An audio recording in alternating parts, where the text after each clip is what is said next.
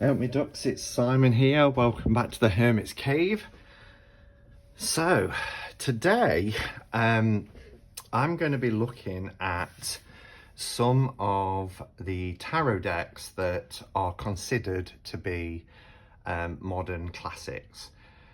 Now, I suppose I ought to put in a little bit of a disclaimer here right at the beginning, because if we're talking about something that's a modern classic, it's quite subjective. People will have their own opinion of what constitutes classic, modern classic, instant classics, etc. So if we think about what something could be considered as a modern classic, we are looking at something that's relatively young in its history of what it is. So in this sense, we're talking about tarot. You get modern classics in literature, don't you? As opposed to the classics, which are historical. So in the kind of area of tarot, I'm looking at something that has longevity, or potentially could have longevity. Something that I feel that stands the test of time. So I've got some decks here that are 50 years old. Still relatively modern, because I'm trying to distinguish between what we would class as classic tarot decks, like, I don't know, the Jean Dodal, or even, you know, Pixie's artwork of the RWS. I'm looking at something that's been in my lifetime, and however, you know, you might term what a modern classic is, that's going to be down to you. So this isn't me saying these decks are modern classics. What I'm saying is that the decks I'm going to show you now, I consider to be modern classics, and I'll explain my reasons around that. But basically, a modern classic is something that's relatively young compared to the history of its genre, but has the potential for longevity, and or has already stood the test of time, if that makes sense. So I originally set out to do no more than 10 decks. And then as I was going through my shelves to find said 10 decks, I came across a couple of others, and I was thinking, oh, yeah, that really is, for me, a modern classic. So it's turned out to be 14 decks. However, there is a 15th deck that I'm going to mention at the end, as a bit of an honorary mention, because whilst I don't think it's a modern classic, do I? It's more of an instant classic to me. It's been around for no more than 2 years. So when we're talking about classic, I'm not sure it qualifies for that, but I do believe it's an instant classic because people love it, or tend to really love it. And I do think it is a deck that will have longevity. I really do. Okay, so I've got my coffee. I've got candles lit. The only thing I haven't done, I just noticed, is I haven't lit my incense. And I love nothing better than this, you know. Just sitting here at my desk, playing with cards. I couldn't be happier. So happy weekend, everybody. And I hope you'll enjoy just watching. And if I set this as a premiere, maybe, you know, chat along in the comments below. Tell me if you agree, whether you think these are modern classics, or, you know, if I've missed something. I'm not going to hashtag this, but if anybody wants to do a video response, then do so. I would be interested in hearing what your modern classics are. I suppose the second disclaimer as well is, I know I'm going to get comments saying you forgot about such and such, or why didn't you include this deck? And as I was going through, you know, there's decks that spring to mind, like Mother Peace, for instance, would possibly be a modern classic.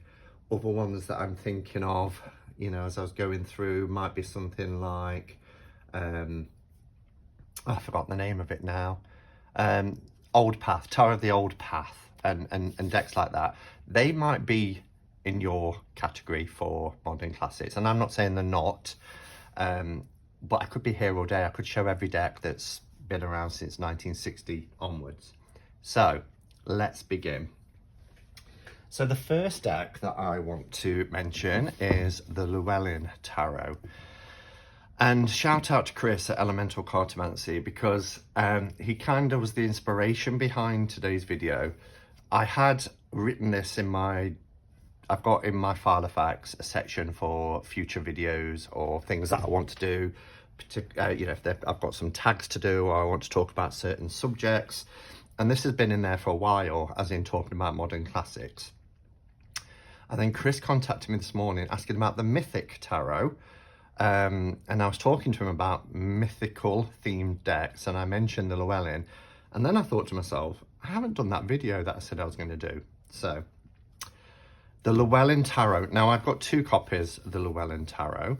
So I have this one, which is my trimmed version, which, I mean, it's so beautiful. Such a beautiful deck. Now, the Llewellyn Tarot is one of those decks I feel has been around longer than it has. It's only been around for 15 years, 2006. And when I saw it, when I did some research into it, I thought, well, do you know what? Maybe that's this version of it. But unless anybody knows different, I couldn't find any original publishing date. So 2006 feels really, really modern. But this is modern classics. But it's absolutely beautiful. It shouldn't be confused with the Llewellyn Classic, and I know some people have made that mistake.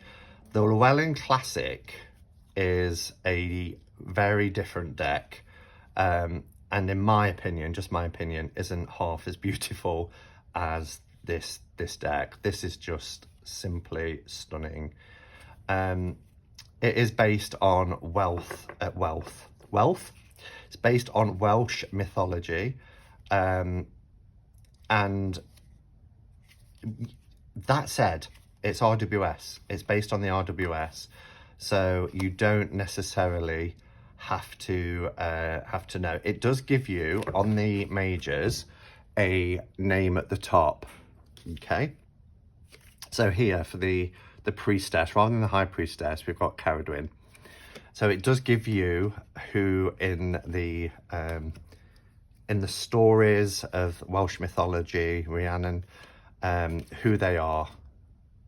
Brian the Blessed. It always reminds me of Brian Blessed with his deep booming voice. So it's beautiful for that.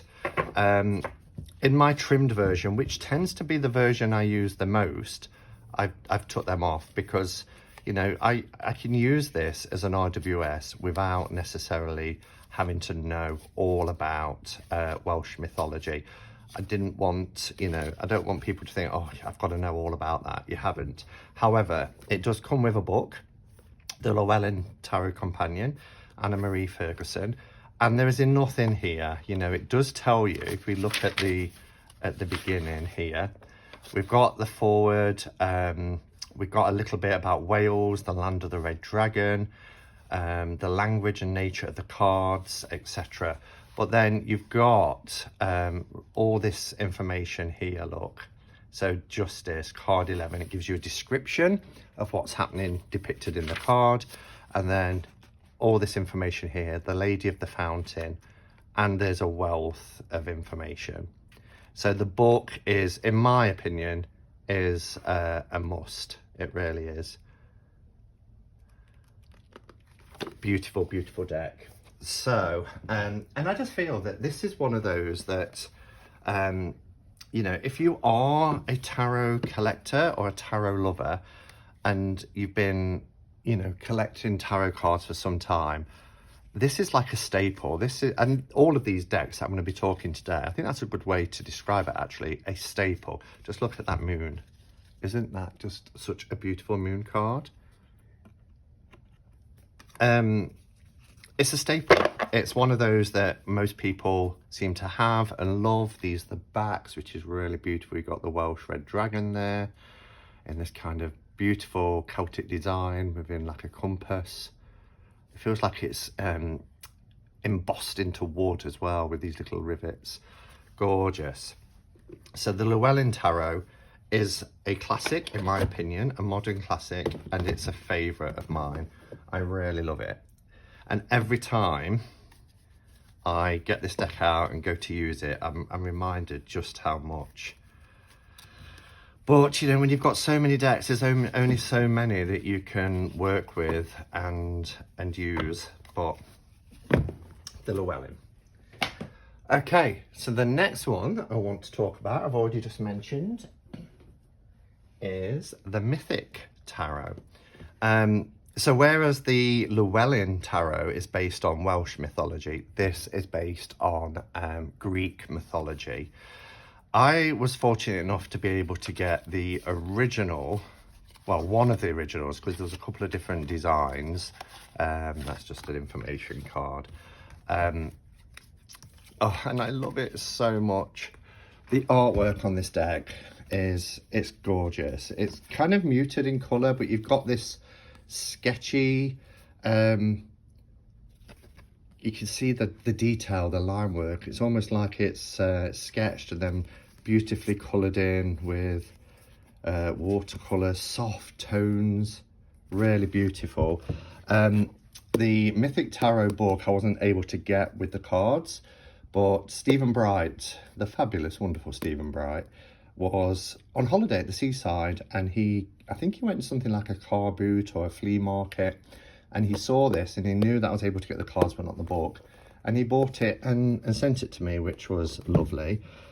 There was an updated version with a different artist, which is the new Mythic Tarot. So you do get this big book. It's got the same information in as the original. But I don't know, for me, this is a poor relation. If we look at the Magician, so you can see they've tried to recreate the artwork. So here is the new, this is the original. But I don't know, some people like this, and that's great. But for me, nothing beats the original deck.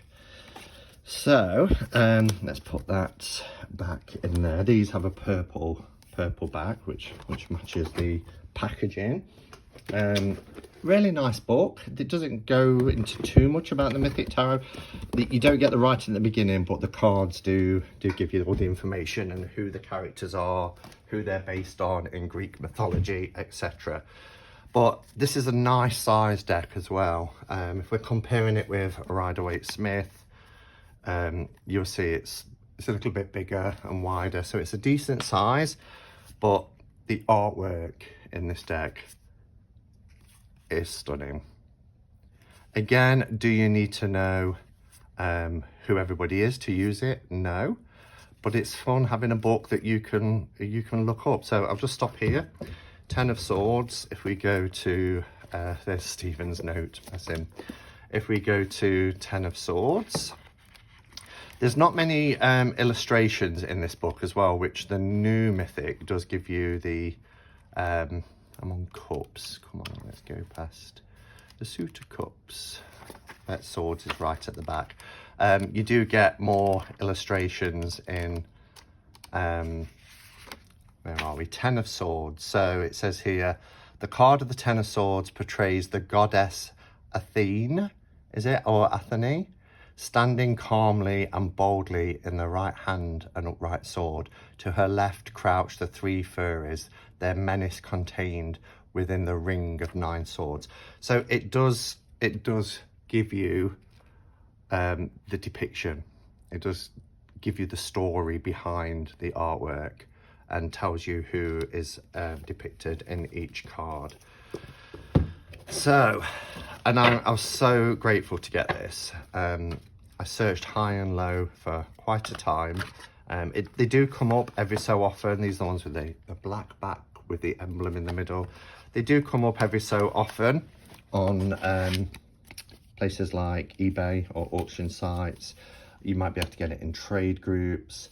Or if you're happy enough, then you can get the the new Mythic Tarot, and you've still got the same writing, you've just got different images.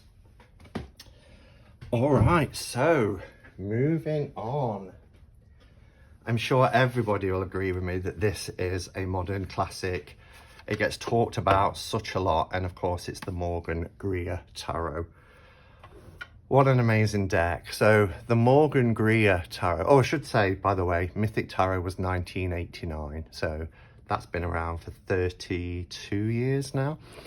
Morganria is from the 1970s.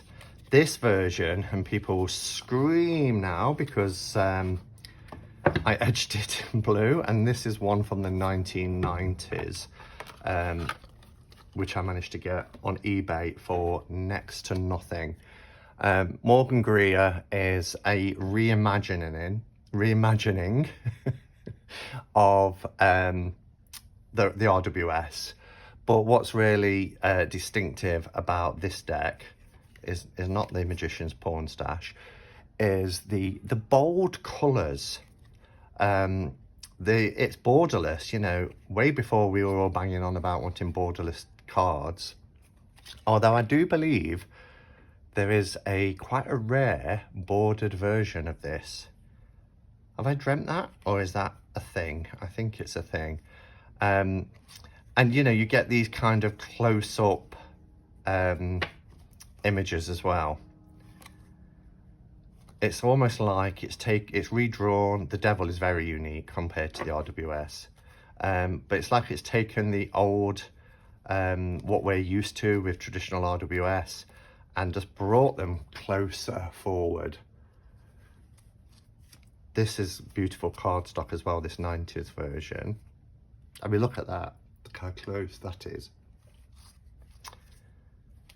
And again, this is a deck. I mean, look, the two of wands really zoomed in.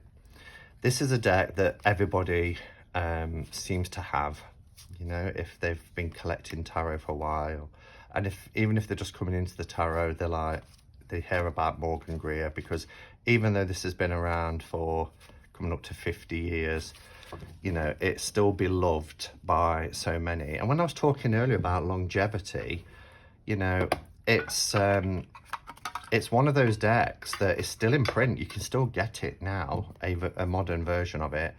This tin deck came out a few years ago. In fact, was it about 5 years ago? When these new US games, Tarot in a Tin, 2015, so 6 years ago now. When they started doing, US games started doing their Tarot in a Tin, they brought out this modern version. The colours are different, and I did do a side-by-side. So if you search Morganria and tin side by side, you'll see that they're richer and more bold. They're lovely, but there's something more antique feeling to these kind of less saturated images. But it's nice, you know, it's nice to have a version that's small and compact that you can throw in your bag and take with you. I don't think I could ever be without a Morganria. It is one of those that is so familiar to me. When I see the images, it's like looking at old friends. I really appreciate having them. They're a good go-to. And just, you know, it's like if you've got something on your mind and you want to have that dialogue with someone and you haven't got your friends available, I don't know about you, but I'll grab a deck, but I'll grab a trusted deck, an old faithful, and the Morganria really does fit that bill. So that's the Morganria. The next one that I want to talk about, I'm going to have to, now they're all spread out across the floor, so I'm going to have to keep moving about, is the Authorian Tarot. I'm lucky to have 2 copies of this. So I had this one, which is the most modern one, I believe. I had this first, probably about four years ago. I got this. It's got a lovely thick book, lots of information in this book. Why? But it's lovely. I mean, I edged it in green. It just felt nice with the green backs. And the Authorian Tarot has been around since 1991, so it's been around 30 years now.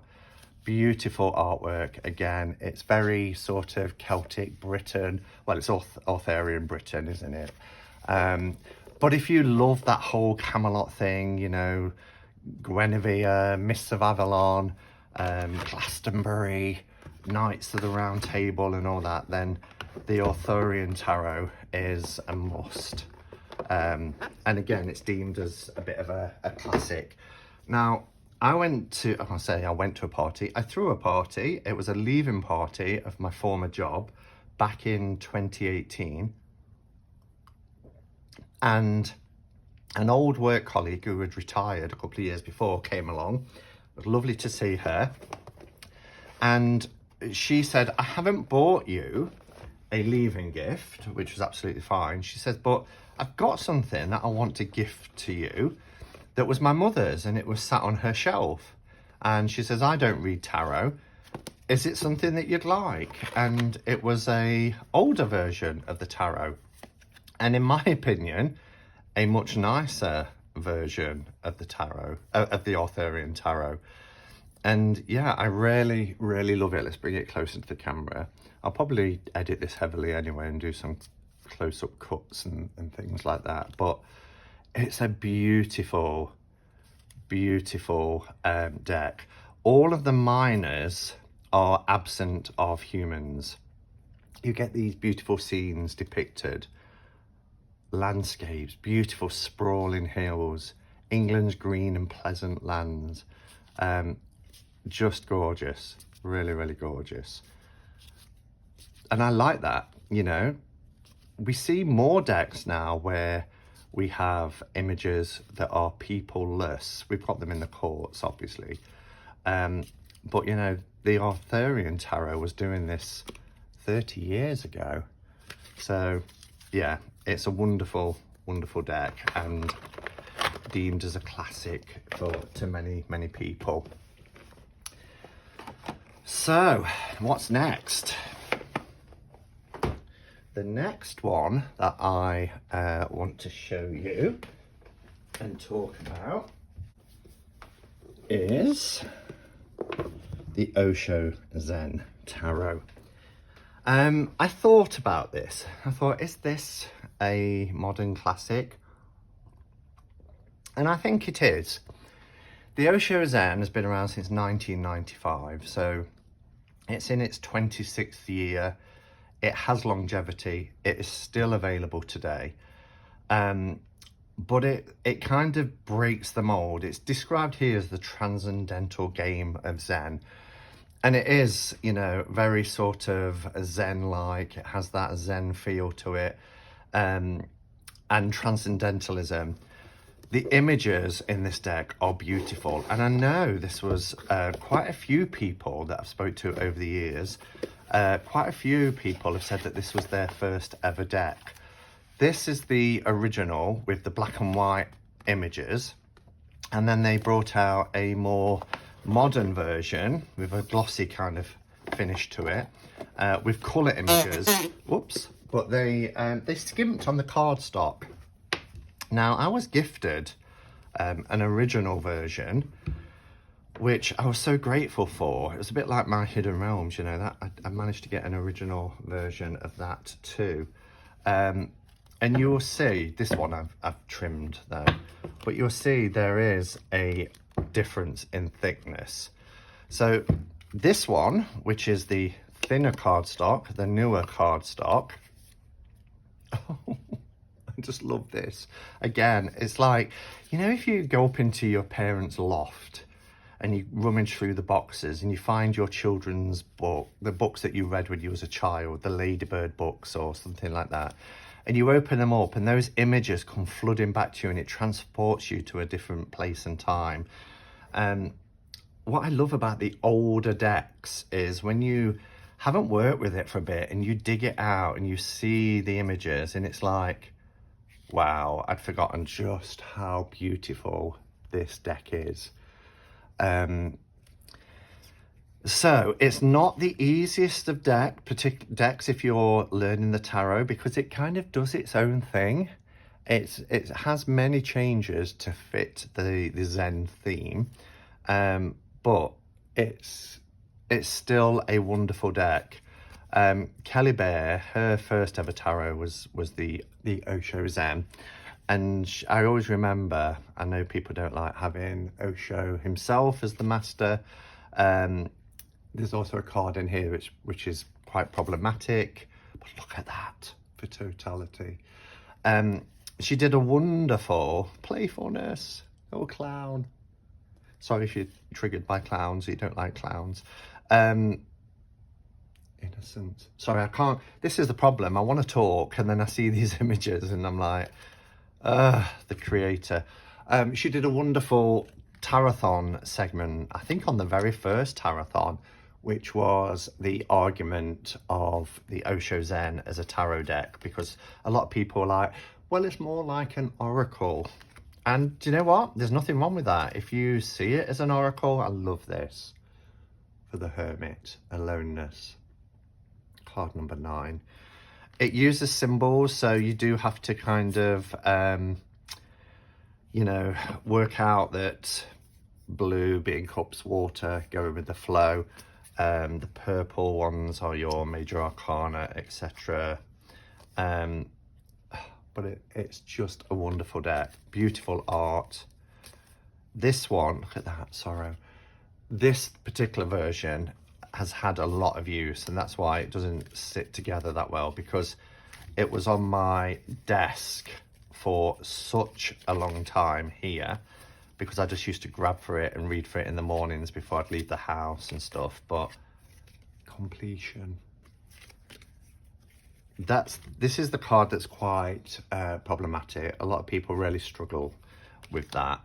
And I kind of make my own peace with it, because rather than thinking of it as the mental health condition, I think of it as that sort of how that plays out, you know, how that can feel, the kind of the emotional aspect of that experiencing. So I love Osho Zen. It's a classic, particularly for me.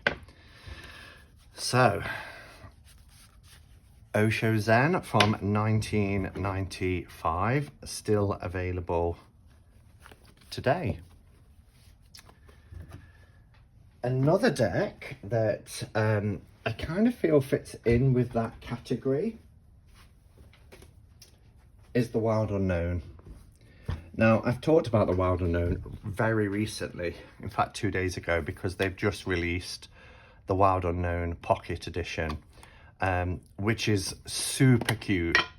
And I'm not going to talk too much about this because I've only just done a walkthrough of it, but it's really diddy. Cardstock, can you hear that? Is divine.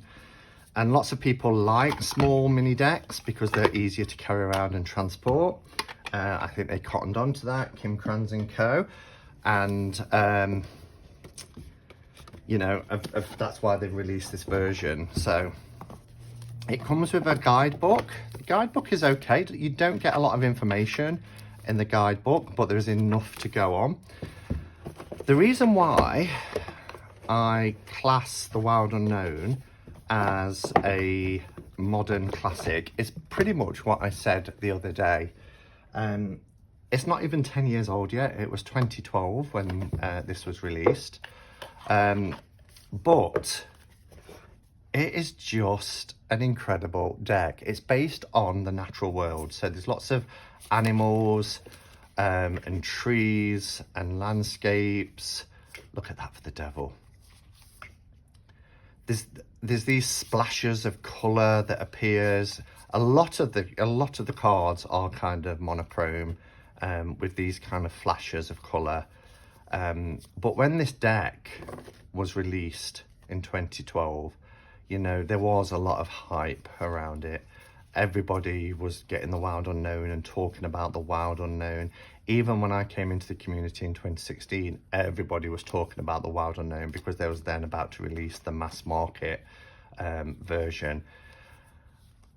again, it can be a deck that really divides opinions. Some people love it, some people hate it. It was a slow burner for me. I did experience FOMO. I did want to get it because everybody was talking about how incredible the Wild Unknown is. And when I first got it, I was a little bit, you know, as an RWS reader who likes to see kind of scenic pips, I was a little bit kind of thrown by this because I hadn't even started my journey with Marseille at that point. However, from an artistic perspective, I think it is absolutely beautiful.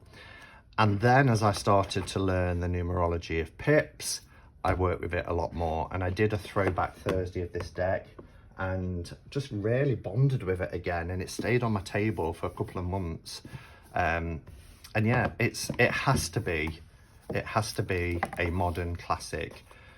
And it just brought so many people to tarot. You know, it kind of reignited that sort of enthusiasm for tarot. And I think any deck that has the power to do that is worthy of being known as a modern classic. Will it have longevity? It's still in print now. You can still get it. We're even getting, like I say, new versions of it. I think it's going to be around for a very, very long time. I don't see this going anywhere for the foreseeable. So I think it will stand the test of time and become, you know, one of the greats when it comes to tarot.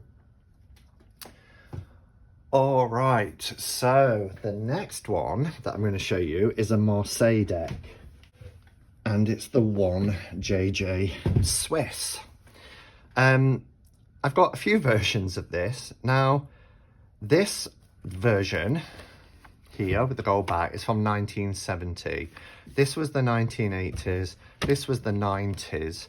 And this was my first ever. This actual kit was my first ever tarot deck back in 1987. I was 16 years of age. And these images were already familiar to me because there was a TV program on from 1979 into the 80s, which was called Tales of the Unexpected. And as part of the title sequence, the one JJ Swiss cards used to go around on this carousel.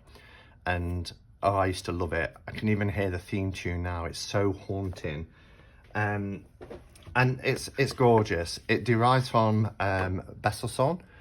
And it is a Marseille variant. And you've got these beautiful woodcut designs using basically 4 primary colours of red, yellow, blue, and I believe there is some green. Yeah, really gorgeous. And again, this is like looking back into my own history. There is a version actually of this, because these images are, well, I'm assuming are in the public domain, on Make Playing Cards. My mind went blank. And they've now available. They are kind of antiquified it, but they are in a kind of US Games tarot size.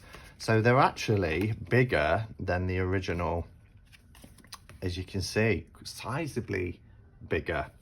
So if you like it, and the NPC do have, fair play to them, they do have really nice cardstock.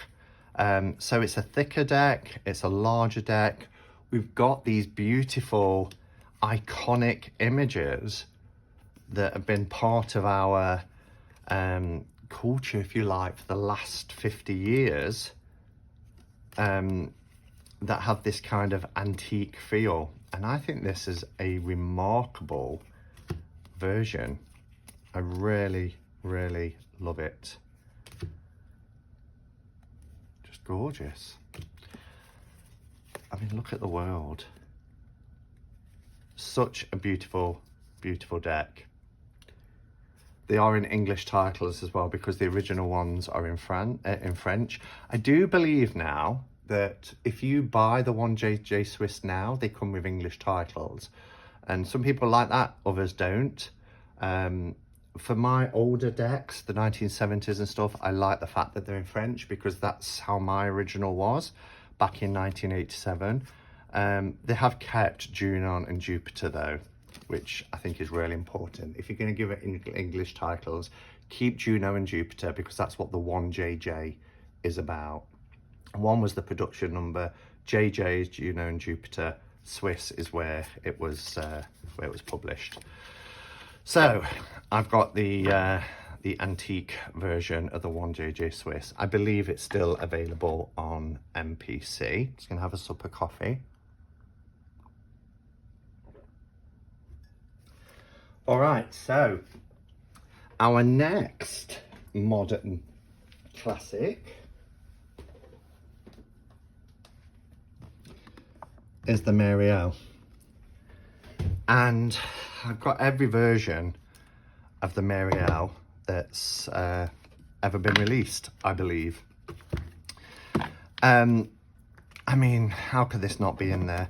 This is the, this is the box for the 2nd edition, but this is how it comes when you buy from Schiffer Red Feather. The 1st edition is a little bit longer and it's got ribbons here to kind of hold the lid apart. This was a beautiful gift that was made for me. It has the Emperor on the front. I mean, look how stunning that is. I cherish this. And what I keep in this one is my gold edged. So the 1st edition came with a glossier cardstock. There we go. Look at this. Oh. It came with a glossier cardstock. 3 of the images were changed, so this is the original. And it had these black borders. They are huge. This one is the gold gilded version. The artwork is stunning. They are oil paintings. Marie White, who is the artist and creator of this deck, it took her 10 years to make this deck, to work on this deck, but it is so evocative. It is so powerful. The images I've seen so many times, they're engraved on my soul, I'm sure of it. I feel for this deck, and I know other people have different opinions, but for me, I read this more intuitively, I think. It was a deck that I almost got rid of because at the time, I love this magician. At the time that I bought this deck, I just found the community. I heard about this deck and it was a little bit daunting for me. So it sat on a shelf and it sat on a shelf, and I even put it up on a trade group and there were no takers for it. So I just left it. And then I watched Elle at Sacred Seed do a walkthrough of this deck and I was like, okay, I need to get that deck out again and work with it. And there began a love affair. My very first original Marielle was, and Marie White actually wrote on my Instagram saying, nice job. I wasn't a deck modifier in the early days. It just wasn't anything that I thought I would ever be able to do. So I took this to a printer shop and I asked them to trim it for me, and they took off everything. I wanted the bottom border kept on, but they misheard what I said. So they just gave me the images when I went to collect it. They only charged me £5 for doing the work, which I couldn't grumble at all. So what I did was I wrote in silver metallic the courts, the majors, and then for the minors I put what it was. So this is the 5 of Cups. So I just put there's the Knight of Pentacles. So yeah, I just love it. This is one of the images that has been changed. The Hierophant was changed. Not a lot of people like that. It's funny because not a lot of people liked it, but then when it was changed, there was like, no, why have you changed the cards? And only 3 were changed. We've got 8 of Wands here, etc. So this is my original, and I really loved it. And when they then trimmed it for me, I edged it in black, and it was perfect for me. And I put pictures on Instagram, and Marie White came back and said, love what you've done with it. And I understand that she always intended for this deck to be borderless, but it wasn't. So then the second edition arrived. So the second edition originally, if I'm getting this right, the right way around, had this kind of metallic black, well, it's kind of like a slate grey edging to it, and it's really nice. Oh, I love this card. And this reminds me of The Life of Pi, the film. I mean, look at that. I have this in my journal. In fact, my Midori is here. There it is, look. Love it. What was I saying? Yeah, so this was released probably 3 years ago, I think. No, 2 years ago, 2019. Was it 2018? Might have been 2018. End of 2018, I believe. Sorry about the sirens. And there was printing errors with it. Some of the cards were stuck together. I mean, you can just see here, there is a tiny scuff, but I felt that mine was okay. It was minute damage, very minuscule amounts of damage. So I was like, no, I'm happy with this. So I never sent mine back, and they did a bit of a recall. And then when they brought out the second version of the second version, it came with this silver metallic. Look how blingy that is. And they feel a little bit different. These have got like a more matte feel, whereas this has got more like a silky feel. It's got a completely different feel to, here's our new Hierophant compared to the old Hierophant. It's got a completely different feel. They slide more. So yeah, so I was quite pleased. So I bought it again when I heard that they'd re-released the second edition, corrected any sort of errors that were there originally, and I was really pleased that I didn't send mine back, and I didn't mind paying the £25 for another version. All right. Did I say the year that the Marielle came out? If I didn't, it was 2012. So let's go to 2008, and we're looking at the Deviant Moon. Anybody who knows me will know how much I love the Deviant Moon. I even have Patrick's artwork on my arm. Phenomenal. I remember I didn't even have a channel, but I found the community in 2016, and I saw images of this deck, and I don't know whether it's the collective consciousness or what, but this woke something in me, and I remember thinking, these images seem familiar, and they reminded me of childhood dreams. This version here is the bordered version, and there is a borderless version. So I'll show you the bordered version first. I love this case that was sent to me. It's a beautiful, beautiful gift. They're quite long cards. And yeah, it was released in 2018.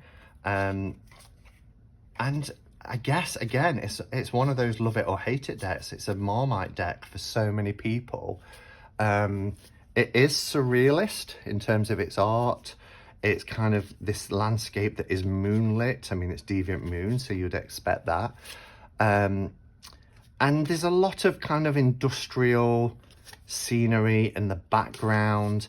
It is based around cemeteries, asylums, old Gothic buildings, but then this kind of these strange kind of creatures of the night, but it speaks to me.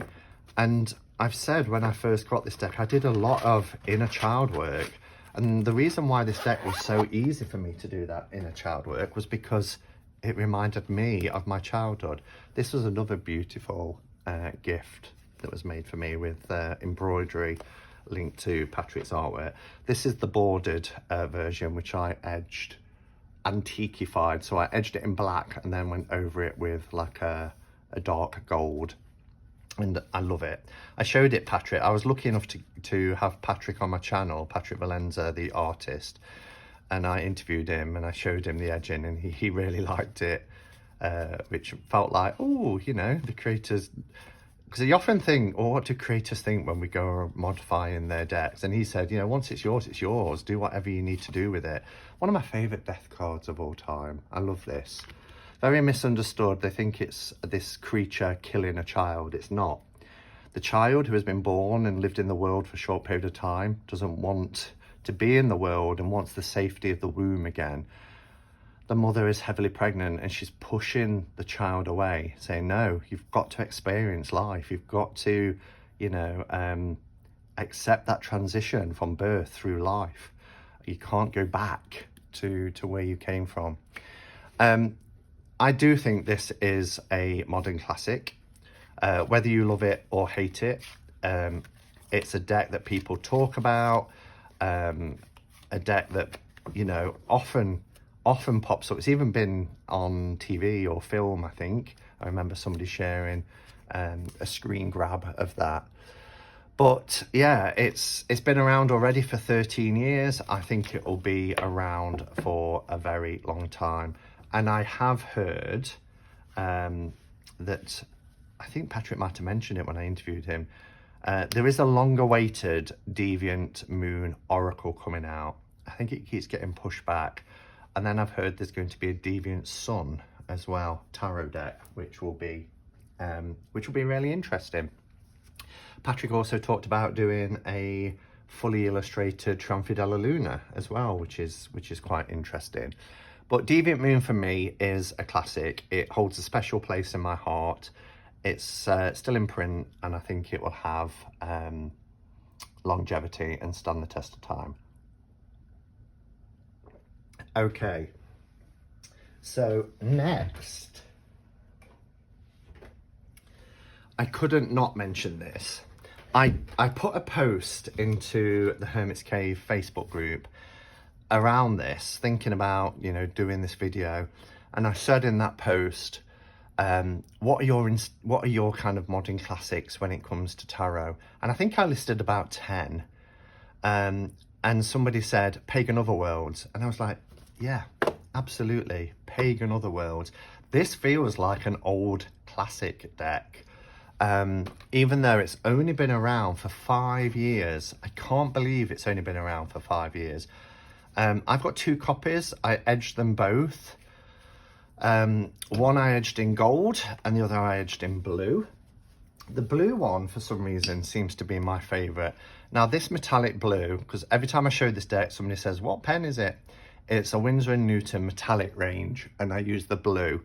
And it's gorgeous, but it took probably about a year to dry. If I rub it now, you still get a little bit. But if you just handle it, you don't. But if you start rubbing your fingers, you still do. But what it actually did was make it more silvery and paler. Now, this deck has a feel of Renaissance art. It is beautiful watercolour. The cardstock for this deck is phenomenal. It's on high quality linen. And I've said it before, and I'll say it again. I think that this potentially is one of the most beautiful tarot decks that's ever been created. It is stunning. It is pippish, but there are illustrations in there. So the illustrations, everything's illustrated. There are scenic illustrations in there. When it comes to the pip, you don't just get, you know, 3 cups. You do get these kind of little landscapes and things. So for me, it was kind of like a crossover deck. I mean, the 5 of Pentacles, you've still got that harshness of winter, right? The snow. So there are those nods as well to the RWS, but it's not a clone of RWS. It's not a Marseille. It's the Pagan Otherworlds, and it does what it does and makes no apologies for it. But it's absolutely beautiful, and look at that for the Ace of Pentacles and the 2, they're both together. Oh, and the 3. I haven't shuffled this very well, have I? So yeah, Pagano the World, nice large cards as well. So again, if I show it against RWS, it's very tall and wide. It's a substantial deck, and it just feels lovely. And to shuffle, even, you know, I'm not a riffle shuffler, but even for overhand, it's so beautiful. Look at that. Gorgeous. So yeah, Pagan Otherworlds, absolutely, in my opinion, where have I put the little pouch? This is my Kelly pouch for it. In my opinion, is a modern classic. Even just looking at it, it feels like a classic, but it's a modern classic. I believe it's still in print through UC or UC, but I'm not 100% sure. But again, it's one of those that a lot of tarot collectors have in their collection. It seems to be a staple kind of tarot deck. Right, so that takes us on to the Tarot of the Witches. Now this is a classic. So I've talked about my tarot first. So 1JJ Swiss was my first tarot deck, and you know, I saw that on 1979, the Tales of the Unexpected series. I think I saw Live and Let Die, James Bond, before that, because in my memory, and as you get older, your memory gets a little bit more foggy, but in my memory, I can remember quite vividly watching that film one Christmas, because James Bond is always on at the holidays, watching that film and seeing Jane Seymour, solitaire, turn over her cards, and there was that scene with the lovers where, you know, he had 78 copies of the lovers, and saying to my mum, what are they? And she was, you know, a religious woman. You don't want to know what they are, just, you know, and that kind of intrigued me then. So this deck was released in 1976. It's also known as, and I think you can still get copies of this on auction sites, as the James Bond 007 Tarot. Now, again, like many tarot decks, it is a deck that kind of divides opinion. It's probably the most Marmite deck of all of them. So many people have said that it's an ugly deck. And again, that's subjective, isn't it? Because what is ugly? We've all got our own opinions of what is ugly, what is beautiful. I love this deck. It's oils on canvas. There is strong use of colour. You get these kind of bold colours in the backgrounds, but the illustrations for a mid-1970s deck is just wonderful. It is very Pippish. You know, this is the famous lovers card where he has her in an embrace and kisses her, and then he lays down the cards and they're all the lovers, because he's tricked her into thinking that the cards have told her that he's the one for her. Yeah, and it's just got its place in history, and it gives very clear readings. That's what I love about this, you know, really clear, direct readings. So, but again, you don't get a lot with the pips, so you do have to kind of know your, you know, what, for instance, an 8 of Wands would represent. So it's not an easy deck to start off with, but it's a classic. It's a modern classic, especially to anybody who's a James Bond fan, I guess, or not, you know. It's one of those, still in print, 45 years on. So that tells you something. All right, we're nearly at the end. So what I wanted to show next is one of my favorite decks of all time, and that's the Druidcraft Tarot. Lots of, well, I say lots, there's two different versions of this. There is this one, which is the, now it's in like a drawer box. It was in a tuck box originally. And then there's a more compact one with a smaller book. This book is huge, really huge, but there's so much information in this. I just wish, I don't know why the font is in brown, like a pale brown.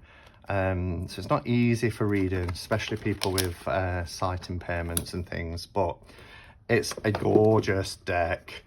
If you love anything that is pagan, Wicca, Druidry, then you will love the Druidcraft.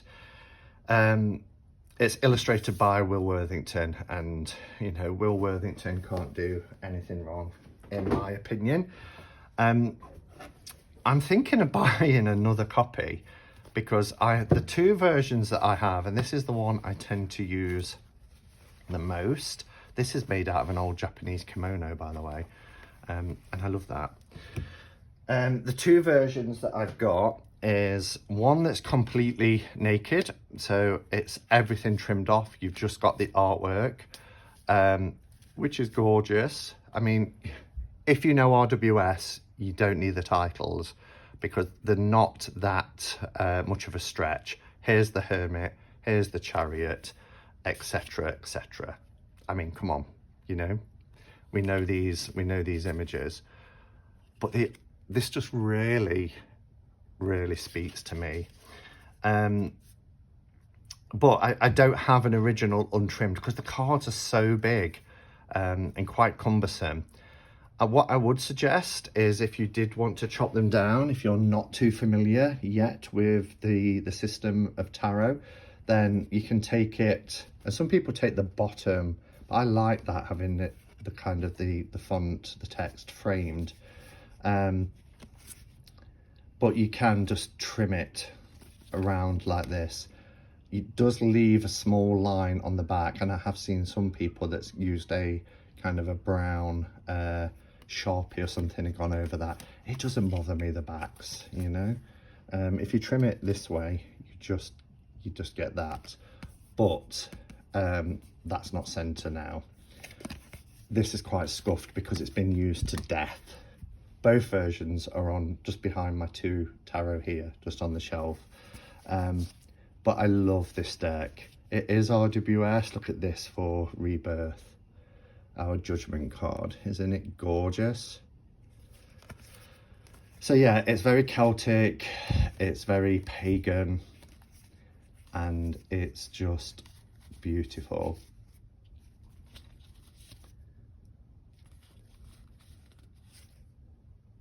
This deck, what year? 2005. I was just thinking then, I don't know why I'm pointing to his willy when I'm saying that. Yeah, 2005. So again, it's been around for 15, 16 years now. Still available and very much a classic. I don't know many tarot readers who have collected tarot decks for any length of time that doesn't have Druidcraft. Look at that as well for the Ace of Pentacles. Again, this, I should have perhaps shown this at the beginning when I showed Llewellyn and the Mythic Tarot and the Authorian Tarot, because it is one that's, you know, it's not mythology as such, but it's got that sort of same sort of vibe and energy. But I can't speak highly enough of the Druidcraft because I just love it so much. I never want to be without it, and it's never ever off my table. Okay, so where are we at? 2 to go, and then our honorary mention.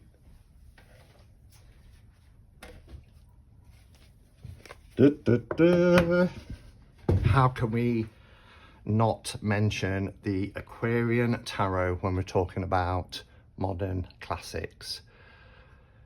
This is so many people, with the Morganria, this is so many people's first deck. This has been around since 1970, just like me. I've been around since 1970 as well. It's by David Palladini. US Games have done a tinned version, just like with Morganria, which is really nice. Terms of size comparison, there you go. But I love this. What I love about this, it's Art Deco in style. So it has that kind of 1920s Art Deco feel to it. The colours are muted, although, again, like with the Morganria, in the tin, they are more vivid, more colourful, more saturated. Tarot Jenga has just happened. But yeah, it's instantly recognisable. I do have the new Palladini as well, which was another deck, a later deck that came out by David Palladini. Just look at these beautiful soft colour tones. Really gorgeous. RWS inspired, close-ups like we get with the Morganria, but its very own style, this Art Deco style. And again, just like with the 1JJ Swiss, there is a vintage version that's available through Make Playing Cards, which is this one, and they are huge. These are aged, they've got this beautiful stained feel to them. These are really large though, and I didn't even know Make Playing Cards did cards of this size, but you can see a size comparison here. They're like an oracle size, which really makes these images stand out. But isn't that beautiful?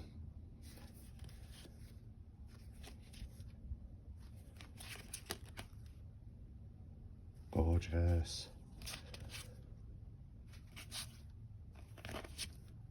Again, these images, because they've been around for so long, they're, you know, since 1970, they're just so familiar.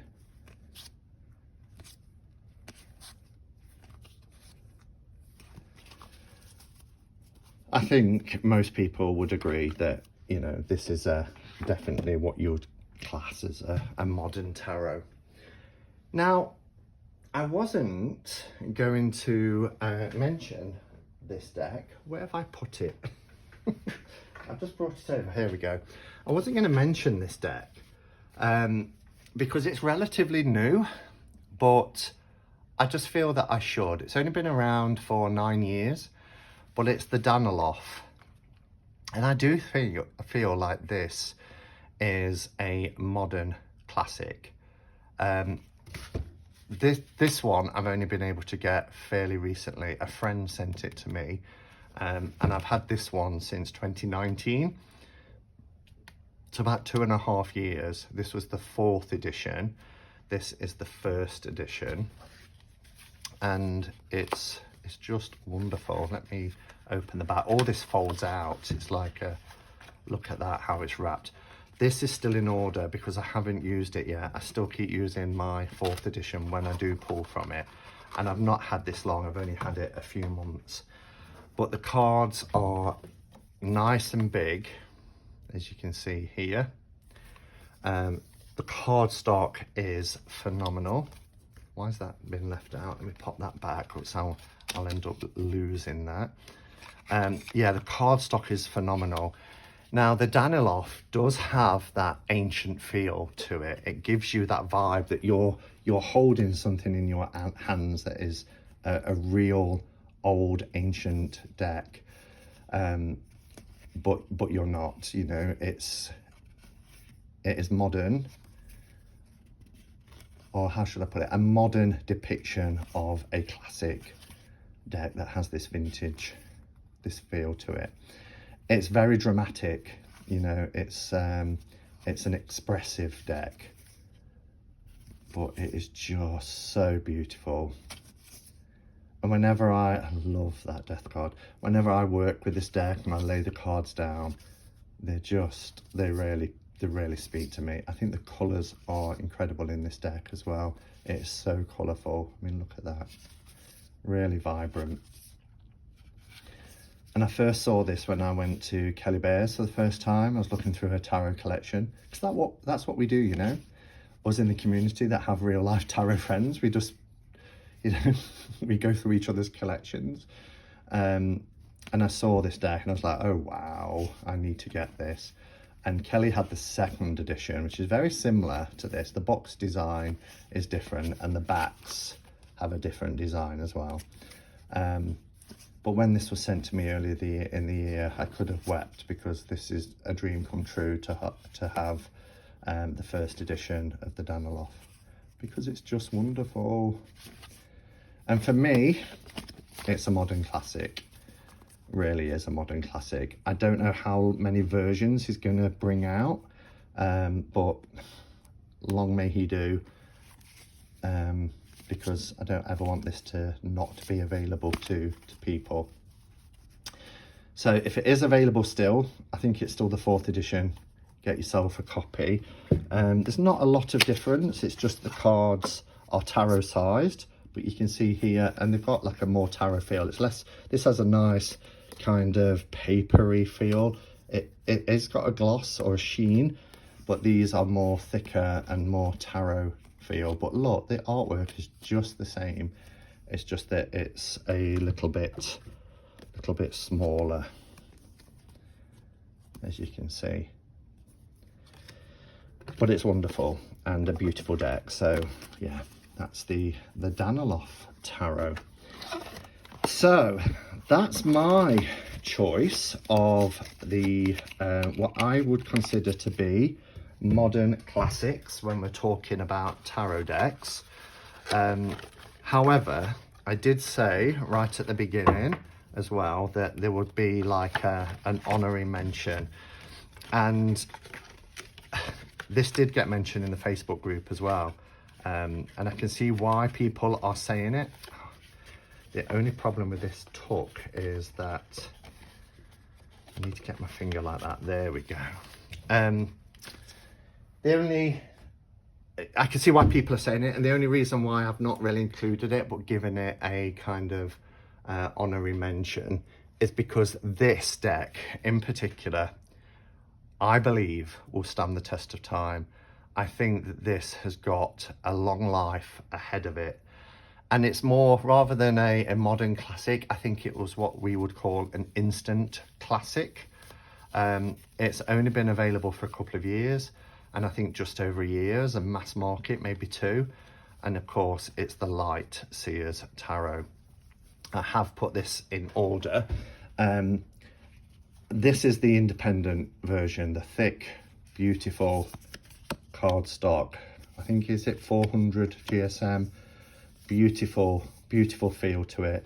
It was picked up by Hay House. It is so beautiful. And Hay House did a pretty good job for a reasonably priced, I think you can get it for like £15, version of this. It's beautiful, isn't it? It's a very inclusive deck.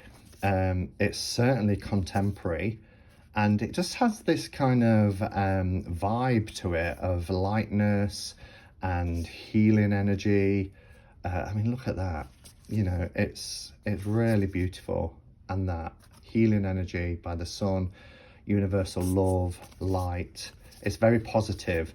Certainly a deck that I go to when I kind of want that uplift. Hello. Really, really gorgeous. Look at the 8 of Swords there. Such a beautiful version of the 8 of Swords. Hello again. So yeah, and that's the card that was replaced. I wasn't fortunate enough to get the original. This was the second release of the indie, which I stayed up. Well, actually, I got up early because it dropped at midnight, which was 6 AM, I think, our time, or something like that. I also have a print on a stand of this beautiful Queen of Pentacles. Isn't she just stunning? Sitting there in her own power. absolutely gorgeous. So yeah, I wanted to mention Lightseers because it's a very new deck, but if we're talking about modern classics, I think this one certainly will go down in history. And I believe, you know, half a century from now, people will still be using it and talking about it like we are doing some of the decks that I've showed today from 1970. So that sits on my desk as well. It has a very special purpose. So thank you for watching. So just to summarize, modern classic tarot decks, these are mine. There were 15 in total: Llewellyn, Mythic, Morganria, Authorian, Druidcraft, Osho Zen, Wild Unknown, 1JJ Swiss, Marielle, Deviant Moon, Pagano the World, Tarot of the Witches, Daniloff, Aquarian, and then the Lightseers. As I said, I'm not going to put a tag onto this, but if anybody wants to play along, tell me your classic decks. You don't have to do 15. You might only have 5. You might only have a couple. But I'd be interested in hearing yours.